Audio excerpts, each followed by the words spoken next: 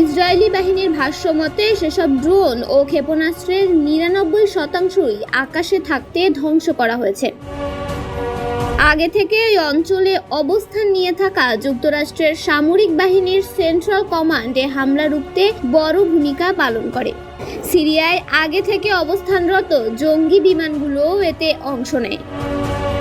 এ হামলা প্রতিহতে সেখানে আরও যুদ্ধ বিমান পাঠায় যুক্তরাজ্যের রয়্যাল এয়ারফোর্স।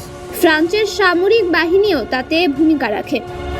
পশ্চিমাদের সাথে ঘনিষ্ঠ সম্পর্ক রেখে চলা ইসরায়েলের প্রতিবেশী দেশ জর্ডানও তাদের আকাশ সীমায় ইরানের ছোড়া ড্রোন ও ক্ষেপণাস্ত্র ধ্বংস করে। ইরানের 3 শতাধিক ক্ষেপণাস্ত্র ও ড্রোনের মাত্র গুটি কয়েক ইসরায়েলের লক্ষ্যবস্তুতে আঘাত হানতে সক্ষম হয়। তাতে ইসরায়েলের দক্ষিণাঞ্চলের একটি বিমান ঘাঁটি ক্ষতিগ্রস্ত হয় এবং একটি শিশু গুরুতর আহত হয়। এর জবাবে পাল্টা হামলা চালানোর ঘোষণা দিয়েছে ইসরায়েল।